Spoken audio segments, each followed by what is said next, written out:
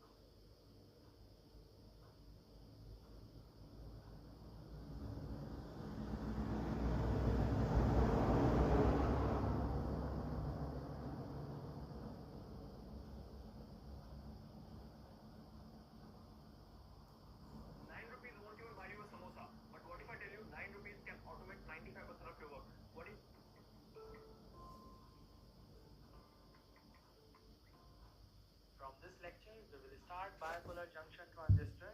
In short, it is called as BJT. BJT is the most important topic in this course. The inventors of BJT received the Nobel Prize in Physics. Now you can guess how important this topic is.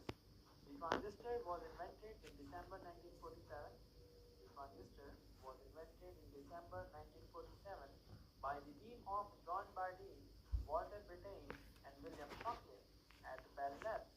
At Bell Labs, USA. The head of the team was William Shockley, and later he invented junction version of the transistor. William Shockley invented junction version of the transistor. They received the Nobel Prize. They received Nobel Prize in 1956 for the invention of transistor. John Bardeen is the only physicist who received two times. The first one was in 1956 for the transistor. The second one was in 1972 for the CL. The first one invented by the team of William Shockley, and the invention of transistor was revolutionary, and transistors replaced bulky vacuum tubes. This is the image of vacuum tube, and this is the image of modern day transistor. BJT is a three-terminal doped semiconductor device, and it is used in amplification of weak signals and switching operations. BJT, the bipolar junction transistor, is a three-terminal device, and it is used in amplification of weak signals. It is used in amplification of weak signals, and it is also used in switching operations. It is also used in switching operations.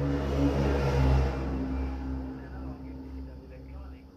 The next thing is physical structure of BJT. The next thing is physical structure of BJT. We have two types of BJT. The first type is known as NPN transistor, and the second type is known as PNP transistor. In case of NPN transistor, P-type semiconductor material is sandwiched between two N-type semiconductor materials.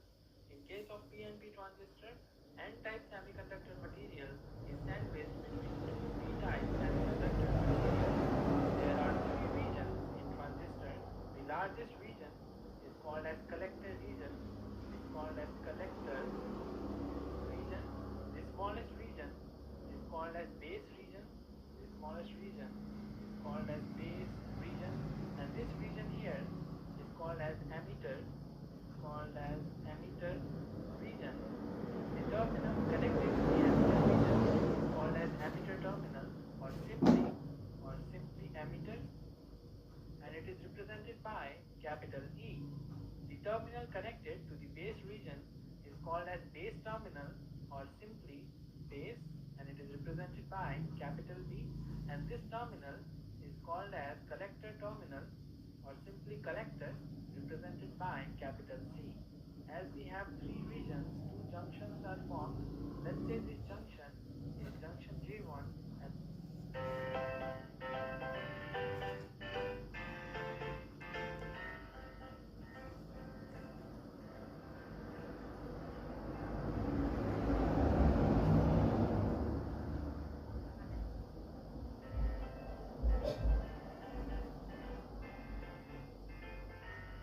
Q point and the north bias transistor.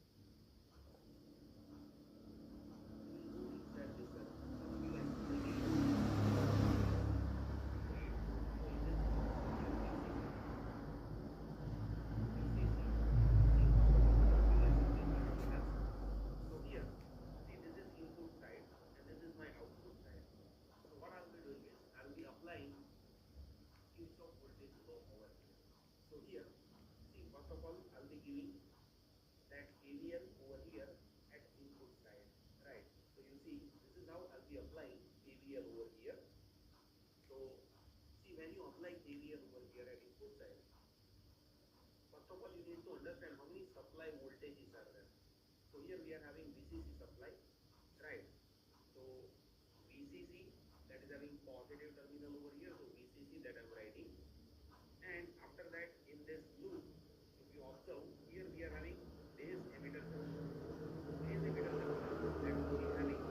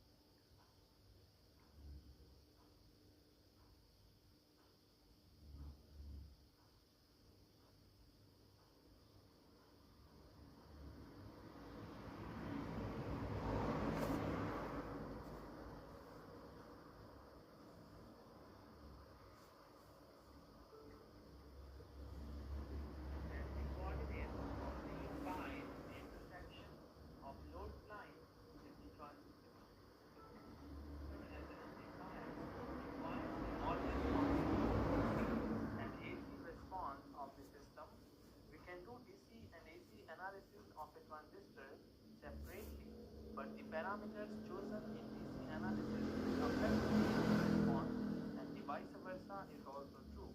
Once the desired DC current and voltage levels are defined, we can construct a network that will establish the desired operating point. So we have to construct a network to obtain the desired operating point, and for this purpose we use biasing. So what is biasing? Biasing is the process in which we apply external DC voltages to select the appropriate operating point. These networks are called as biasing networks, and in this chapter we have to analyze different types of biasing networks. We already know the DC operating system of a transistor. The first one is the active region, the second one is the saturation region, and the third one is the cutoff region. To use transistor as an amplifier, transistor is biased in active region. This is something we already know. To use transistor as an amplifier, transistor must operate in active region. We already know what is biasing. Biasing is the process in which we apply external DC voltages to select the appropriate or proper operating point. So we need to bias the transistor or apply the external DC voltages in a way so that the operating point of the transistor remains in active region.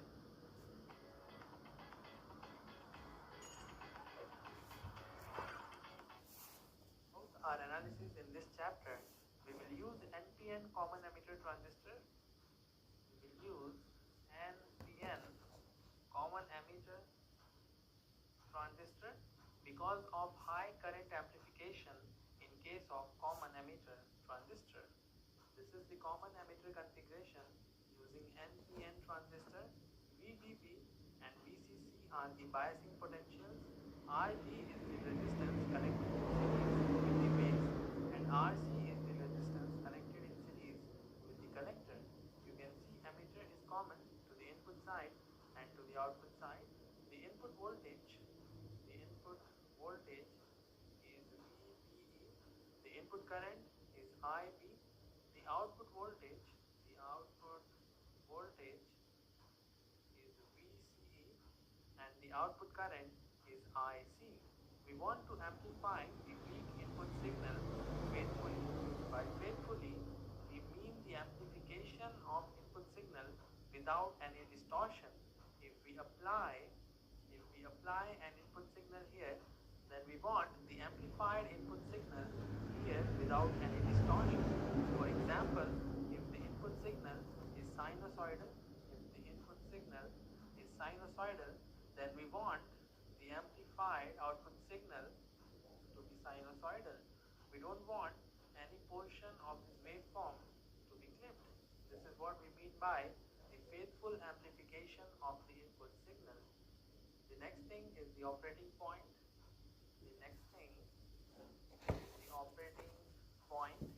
We are talking about transistors and transistors are two-port devices. So we have two types of operating points. The first one is the input operating point, and we can define input operating point as the coordinates obtained by the intersection of load line with the transistor input characteristics for the particular value of output voltage VCB. For this purpose, we need to apply the KVL in the input loop, and we also have to draw the input characteristics, and then we will draw the load line, and the point of intersection between the load line and the input characteristics for particular output voltage will give us the input operating point. So I will quickly draw the input characteristics of the common emitter transistor. We already know how to draw the input characteristics of the common emitter transistor. This is VEB in volts, and this is IB, the base current, in microamps.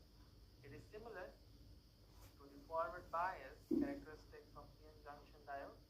Initially, the current is 0, then it increases slowly like this, and once VTE is greater than the barrier potential, the current increases rapidly like this. So this is the input characteristics of common emitter transistor, and I'm considering silicon diode because of its barrier potential is equal to 0.7 volts. Now we will apply KVL in the input loop. So we have plus VEB plus VTE minus IRB. Drop across this resistance is IB RB. So we have minus IB RB minus VTE minus equal to 0. And by using this equation, we will draw the load line. In this equation, you can see VTE is the x-axis, VTE,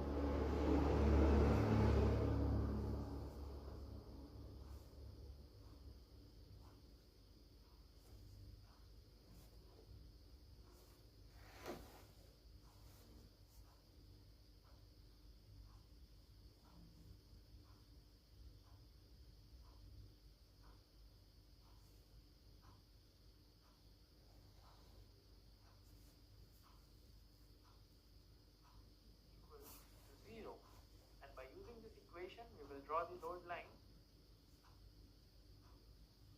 In this equation, you can see VPE is the x-axis and IB is the y-axis.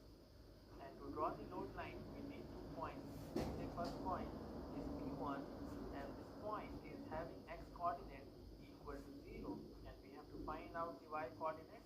In the second point, point P2, the y coordinate is 0, and we have to find out x coordinate. This means in the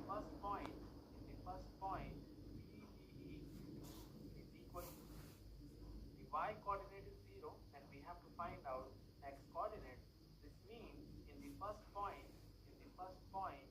VBE is equal to 0 and we have to find out value of IB. We can easily calculate the value of IB using this equation.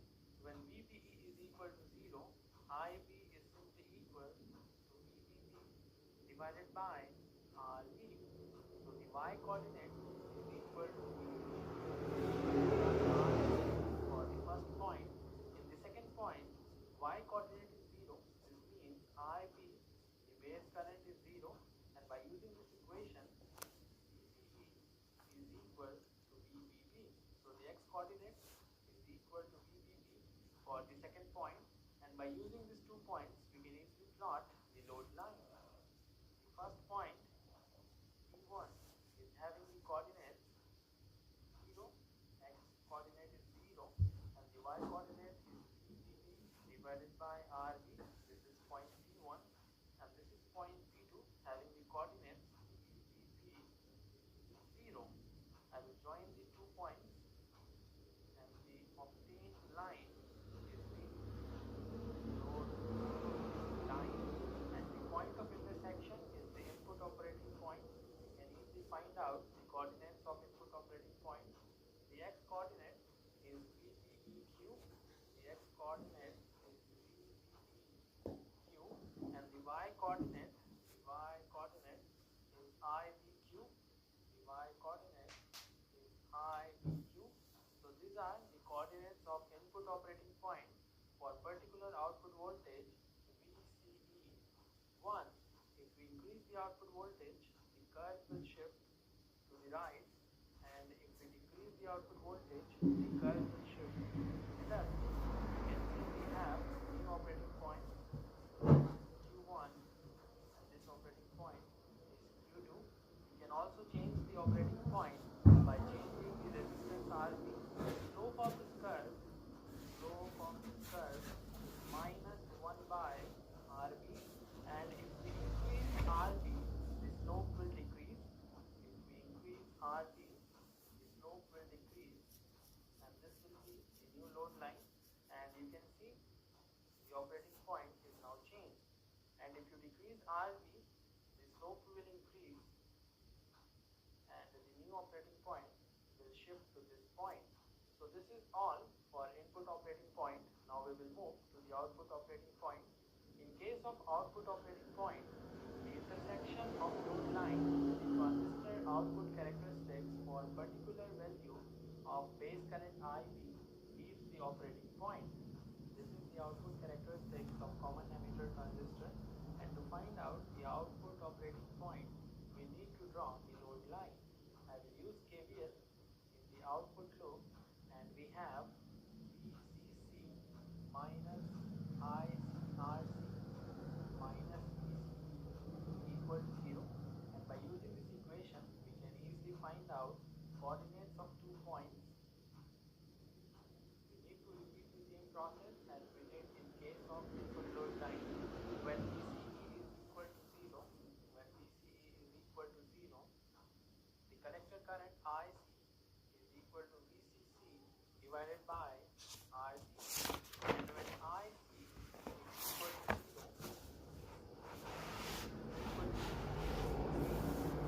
easily plot load line.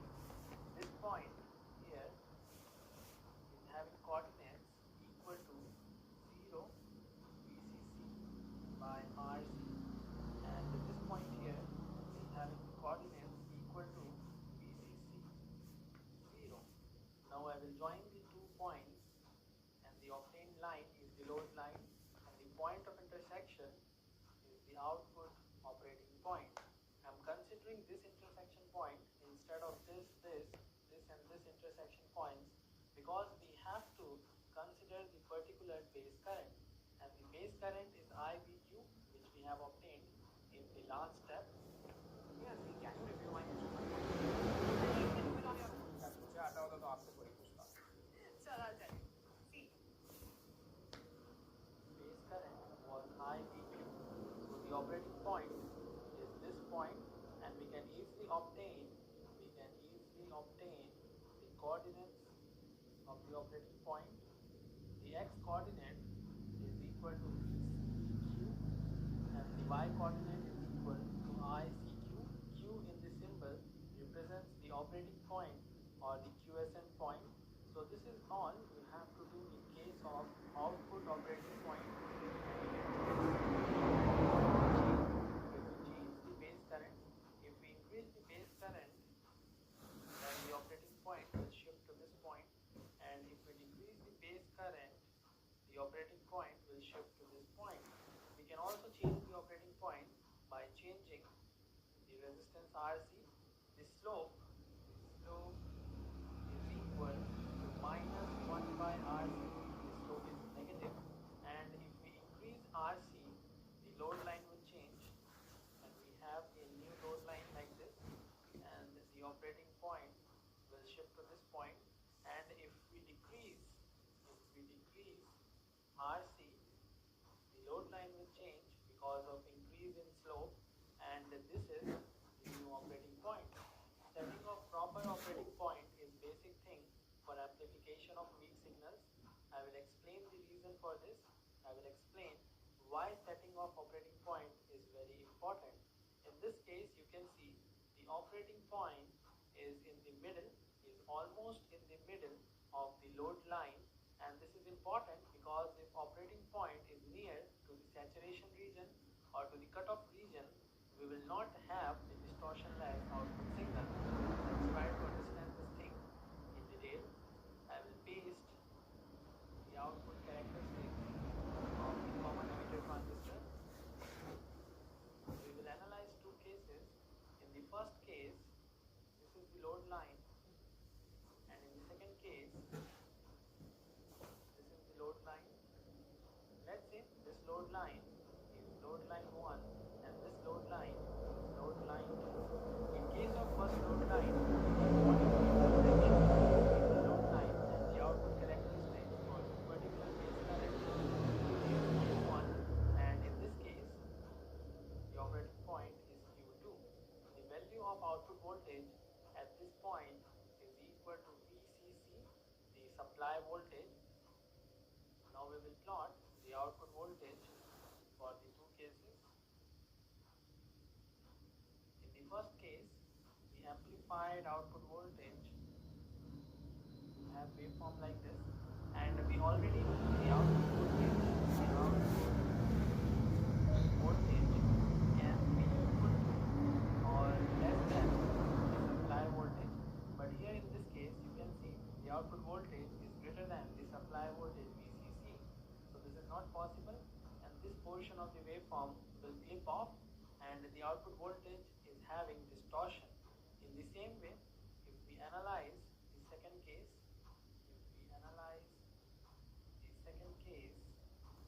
and plot the output waveform, you can see the negative portion of the waveform is clipped. Why negative portion of the waveform is clipped?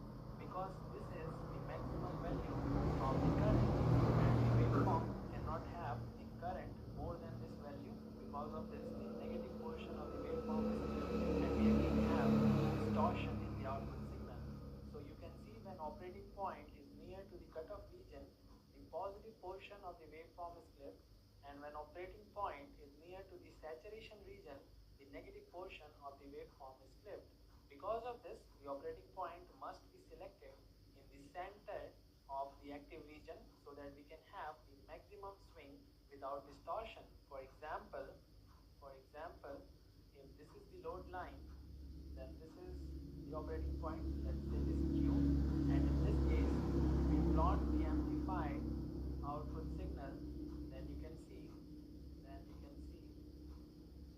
is no distortion, and we have distortion-free amplified output signal.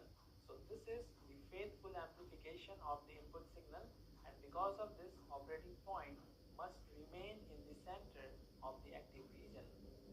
Once we set the proper operating point, it should not shift because of change in the collector current. Once the operating point is fixed, it should not change with change in the collector current, and the collector current may change because of two reasons. First reason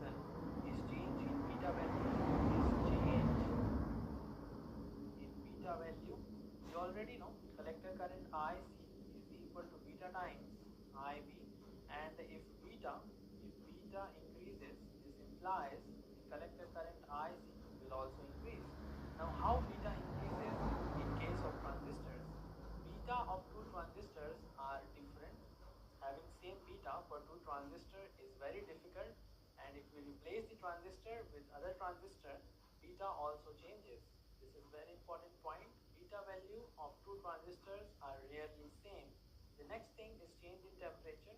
The next thing is change in temperature. IC, the collector current IC is equal to beta times IB plus beta plus 1 ICPO. ICPO is the leakage current, and this current only depends on the minority charge carriers, and the minority charge carriers only depends on the temperature. If temperature increases, minority charge carriers will increase, and also the leakage current.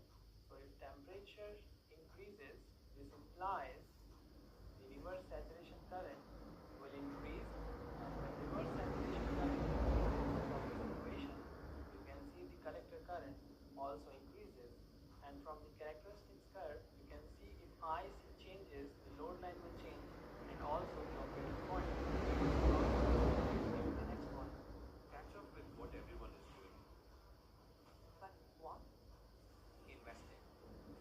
Investor-friendly tools, 24/7.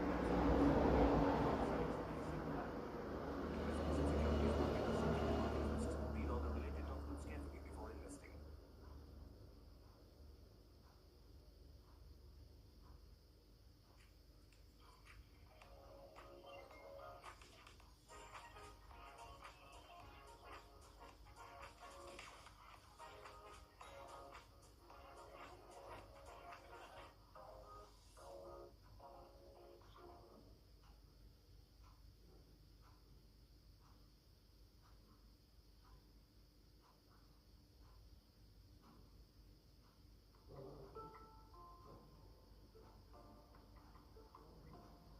The first type of biasing circuit is fixed bias circuit. Fixed bias circuit is DC bias configuration. Fixed bias configuration is also known as base bias configuration. Bias configuration and fixed bias configuration is shown in this figure, in which VCC is the biasing potential, and here VCC is not represented as potential difference, but it is represented as potential at point. Potential at point. RB is the resistance connected in series with the base, and RC is the resistance connected in series with the collector.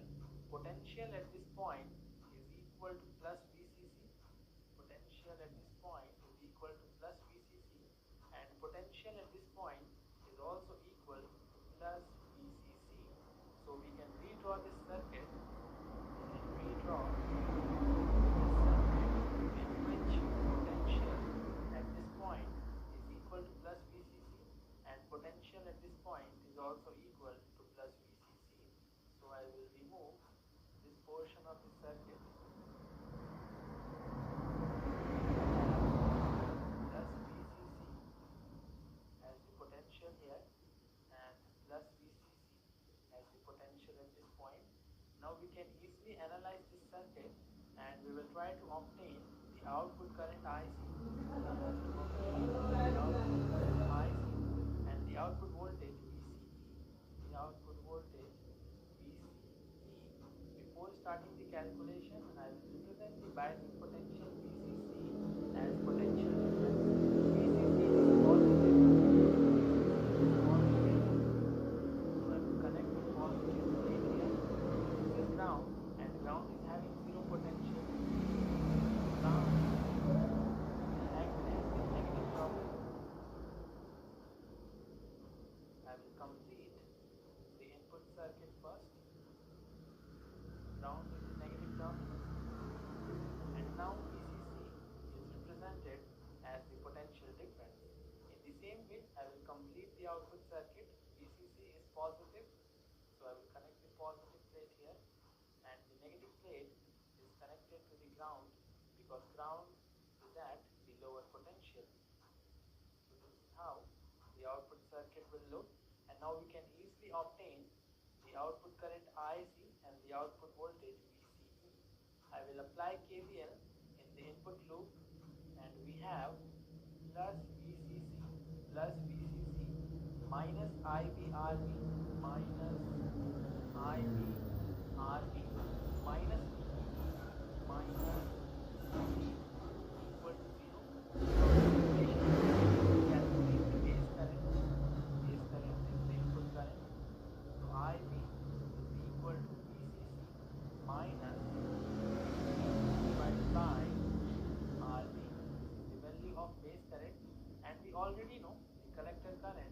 The collector current IC is equal to beta times IB. So the collector current is simply equal to beta times VCC minus VBE divided by RB. So this is the value of output current IC. VBE is simply equal to 0.7 volts for silicon, 0.3 volts for germanium, because VBE is the voltage across the forward bias diode, and when we replace the diode with its equivalent model and we are considering the constant voltage drop model, then VBE is simply equal to 0.7 volts for silicon and 0.3 volts for germanium. So if we know the beta value, the biasing potential, and the resistance R, we calculate the output current IC. Now we will calculate the output voltage VCE, and for this purpose I will again use Kirchhoff's voltage law. In the output loop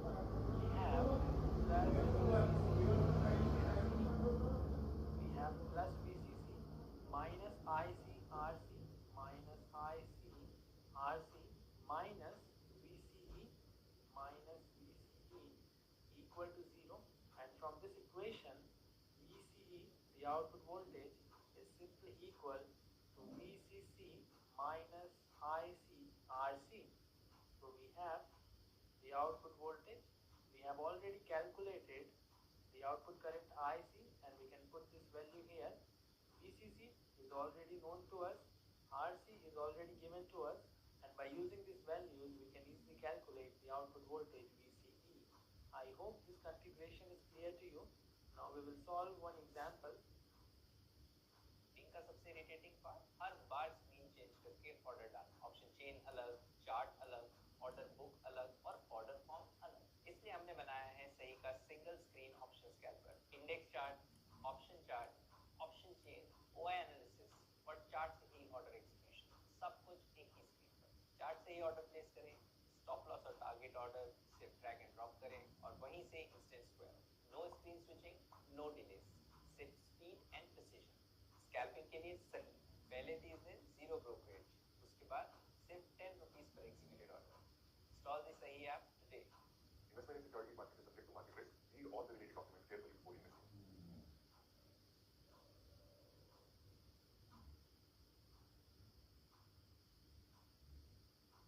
हम आपका airport नहीं fix कर सकते, यही कहकर रोज हम 5,000 cases को reject करते हैं, और इसके बावजूद लोग ड्राया को ही चुनते हैं, बस हमारी एक पॉलिसी की वजह से। We only make promises we keep, and only take cases we can treat. The fact is, आपका हेयर लॉस नेचुरली सिर्फ तब तक ट्रीट किया जा सकता है जब तक आपके हेयर फॉलिकल्स एक्टिव हैं। सही ट्रीटमेंट, न्यूट्रिशन और लाइफस्टाइल चेंजेस के साथ हमने खुद 10 लाख से भी ज्यादा लोगों की हेयर रिग्रोथ में मदद की है। बट अगर आपका हेयर लॉस स्टेज 5 क्रॉस कर चुका है, तो चांसेस आर कि आपके हेयर फॉलिकल्स सील हो चुके हैं। इसके बाद कुछ भी लगा दो, nothing works.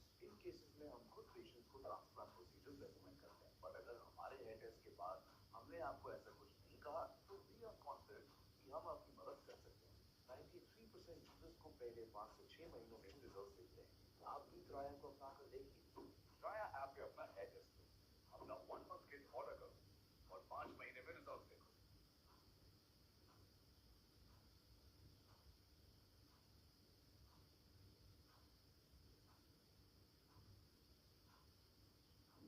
Example, we need to calculate the output current IC, resistance RC, resistance RB, and the output voltage VCE for the fixed bias configuration.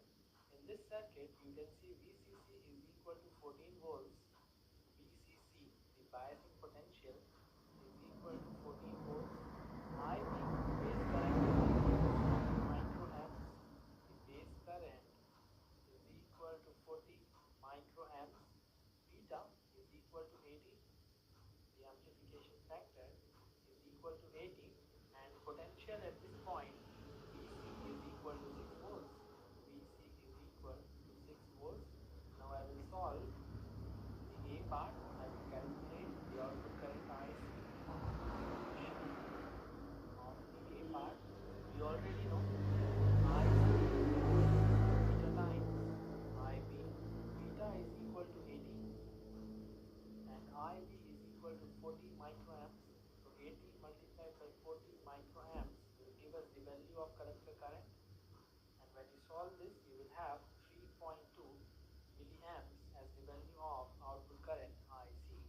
Now I will find out resistance RC, B part of the problem. I will use Kirchhoff's voltage law in the outer loop to obtain the value of resistance RC. Start from 14 volts and at 6 volts we have 14 volts minus IC RC equal to 6 volts. And if you don't know how to deal with potential at points, you may watch the series diode configuration lecture. In that lecture, I have explained how to deal with point potentials. Now we will calculate RC. RC is equal to 14 volts minus 6 volts divided by IC. 14 minus 6 is equal to 8 volts. IC is equal to 3.2 milliamps. 3.2 milliamps. When you solve this, you will have 2.5 kilo ohms as the value of RC. In the C part of the problem, we have to calculate resistance RB. In the C part, we need to calculate the resistance RB, and this time also I will use KVL, but in the input loop. I will start from 14 volts. So we have 14 volts minus IBRB, drop across resistance RB, minus VBE,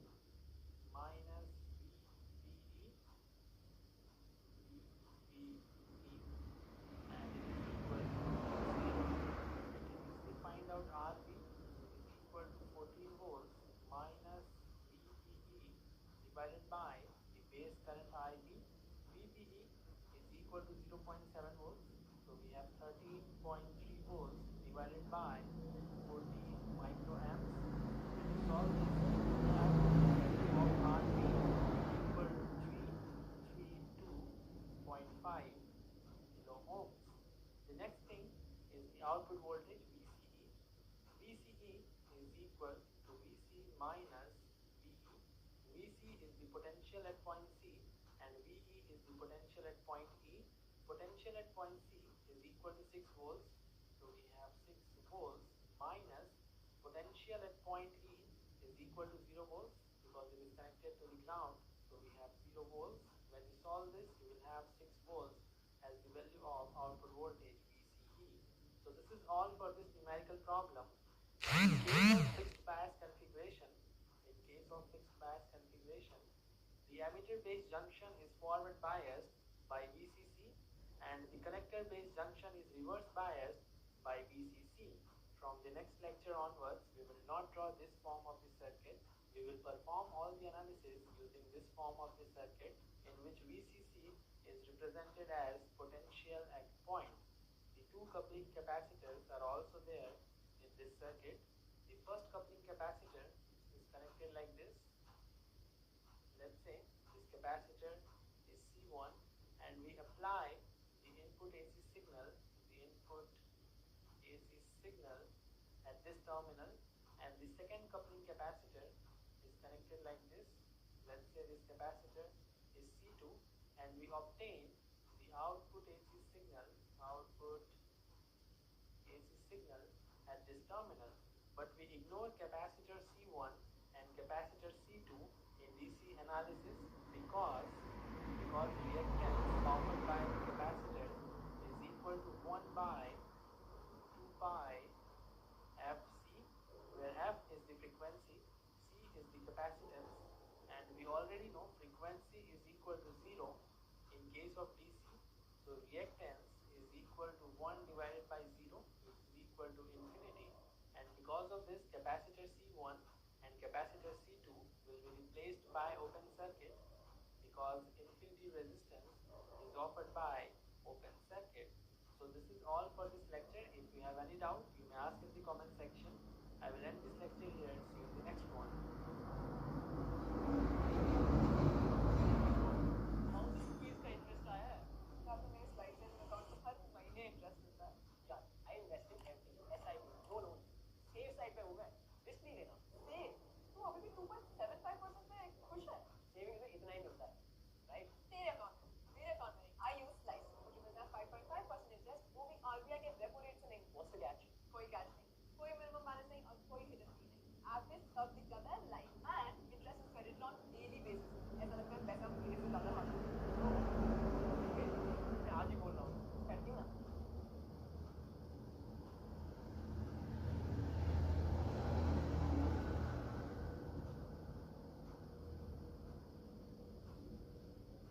आ गया? लखनऊ की बस है ना? हाँ भैया, कितने का है? 800? 950 का। और भैया 950 का कैसे हुआ? 800 लगाओ अरे ना. भैया 950 यार। 800. जबरदस्त डिस्काउंट चाहिए, ट्रेड बस करो, ये टाइम पास स्किप एक करो। काम करो, साइकिल से आ जाओ भैया, चलो चलो पहलवान, बढ़ाओ बढ़ाओ। अरे भैया 800 में कौन सी साइकिल आती है? अरे जान तो हाँ यार. यार।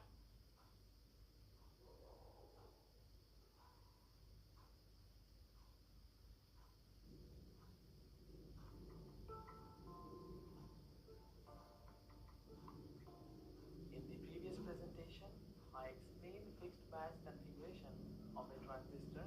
In this lecture, I will solve one numerical problem based on fixed bias configuration. The problem is on fixed bias configuration. Define IC is the collector current, VCC, the biasing potential, beta, the amplification factor, and RB, the resistance connected in series with the base. This is the circuit given to us in which RC, the resistance connected in series with the collector, is equal to 2.7 kilo ohms. I will write this down. RC is equal to 2.7 kilo ohms. IB, the base current, is equal to 20 microamps. This is given in the problem.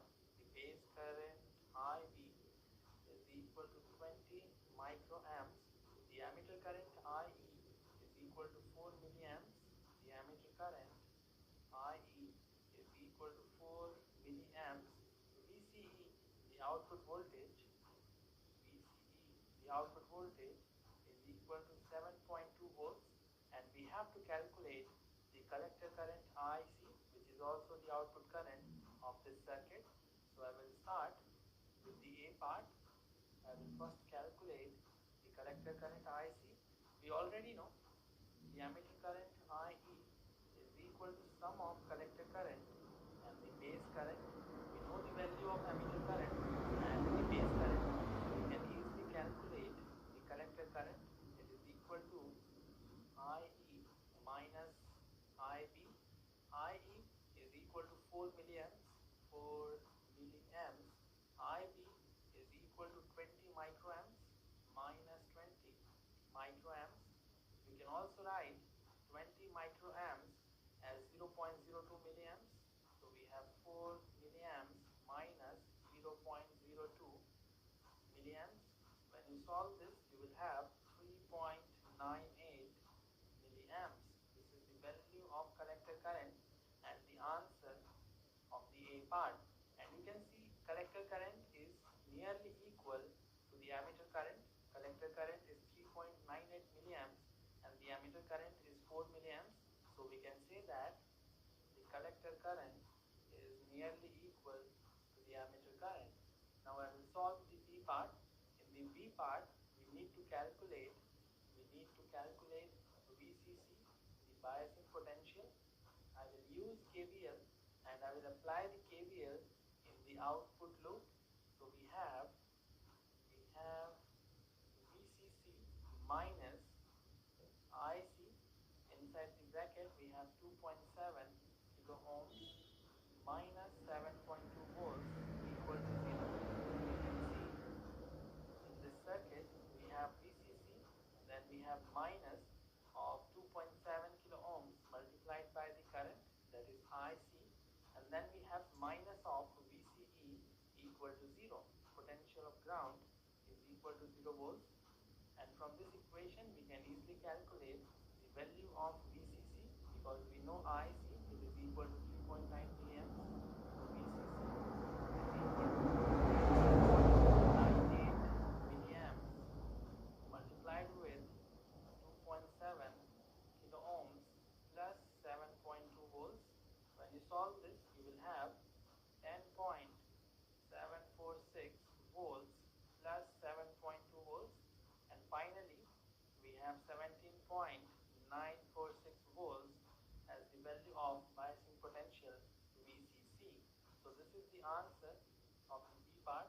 Now we will solve the C part, in which we have to calculate the value of beta.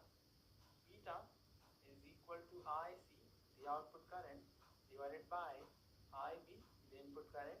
IC is equal to 3.98 milliamps, and IB, the base current, is equal to 20 microamps.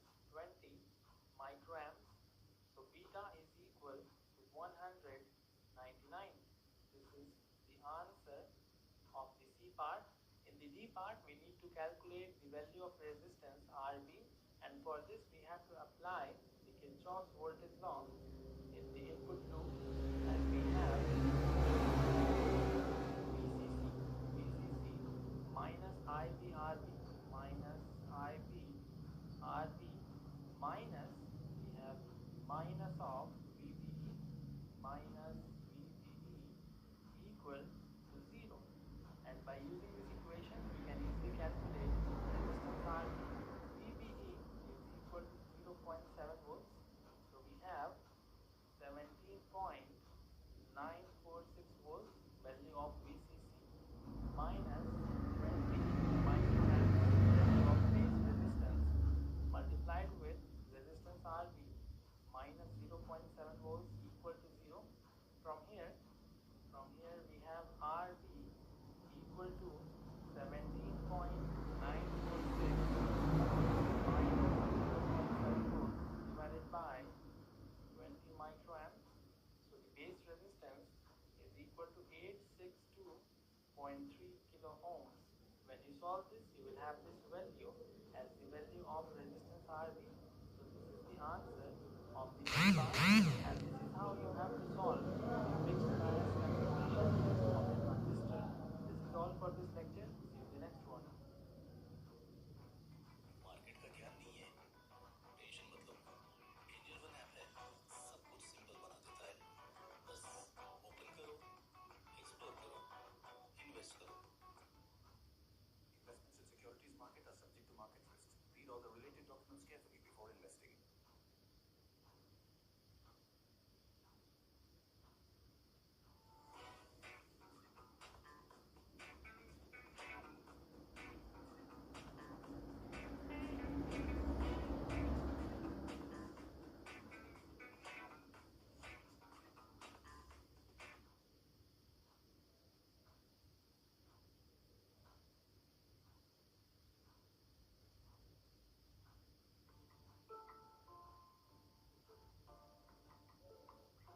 In the last two lectures, we completed fixed bias configuration. The next type of configuration is ammeter bias configuration. The only difference between ammeter bias configuration and the fixed bias configuration is resistance RE. We introduce ammeter resistance to improve the stability of the operating point. We improve the stability of the operating point by introducing the ammeter resistance RE. I will explain how stability is improved in this configuration as compared to the fixed bias configuration. But first we will find out coordinates of the operating point ICQ and VCEQ. It stands for equalizing point or the operating point. To calculate ICQ or IC, the collector current, we have to apply KVL in the input loop. So we have VCC minus drop across resistance RB, which is equal to IBRB minus VBE across resistance RE, which is equal to IE RE equal to 0 volts, because potential of ground is equal to 0 volts. I will use this equation to calculate the base current IB, and once we have IB, we can easily calculate the collector current IC. We already know the ammeter current IE is equal to IC plus IB, and IC is equal to beta times IB, beta times IB. So the ammeter current is simply equal to beta plus 1 times base current. What we have, we can replace IE by beta plus 1 IB so that we can calculate the base current IB. So from this equation we have VCC minus IB RB minus VBE minus beta plus 1 times IB RE equal to 0, and from these two terms I will take IB common. So we have VCC minus IB inside the bracket, we have RB plus beta plus 1 times RE minus VBE equal to 0. So IB is simply equal to VCC minus VBE divided by RB plus inside the bracket beta plus 1 RE. So this is the expression of base current, and collector current IC is equal to beta times the base current. We have base current, and if we multiply this by beta, we have the collector current IC.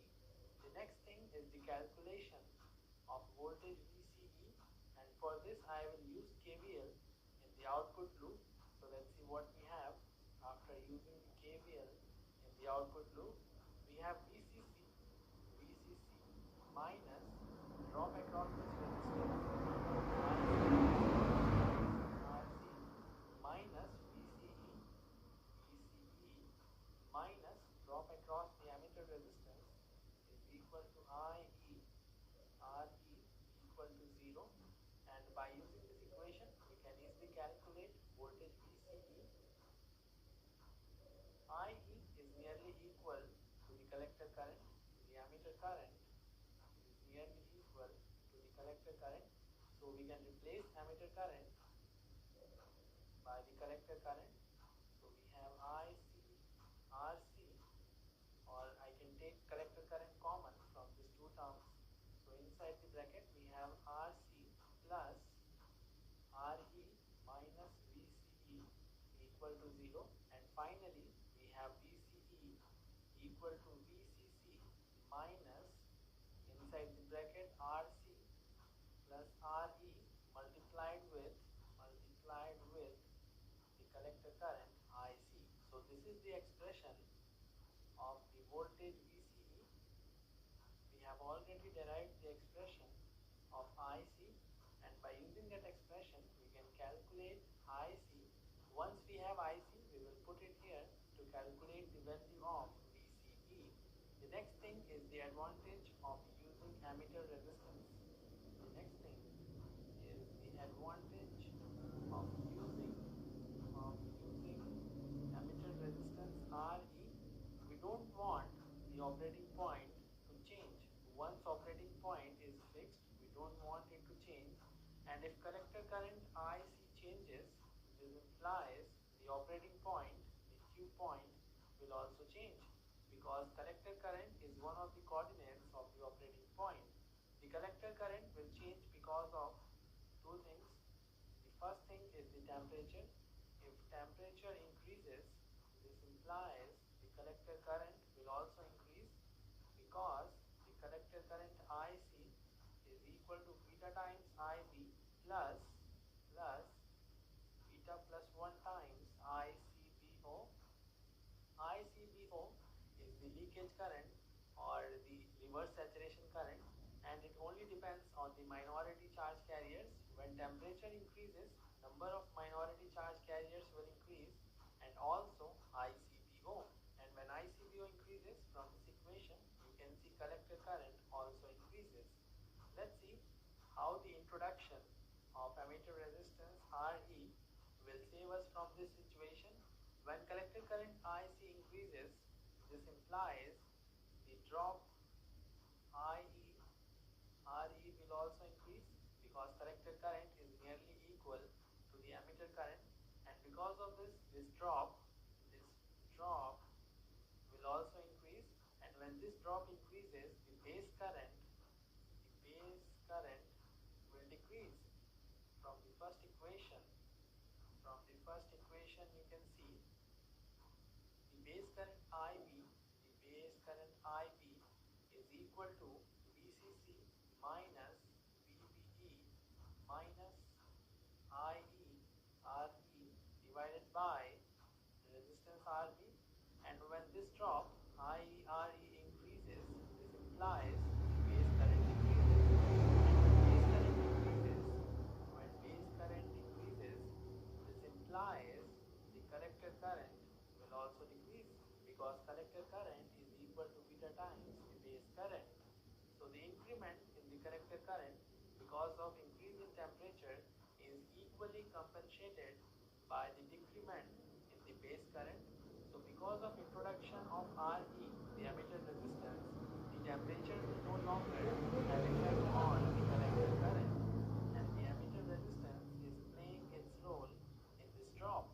The next thing is the beta value.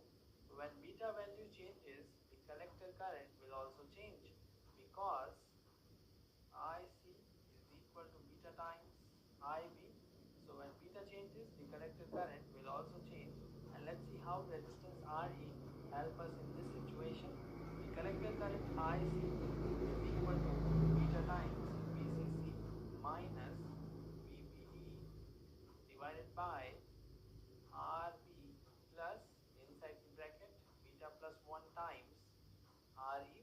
This is the expression of collector current, and you can see beta plus 1 is nearly equal to beta. Beta is a large value, so beta plus 1 is nearly equal to beta.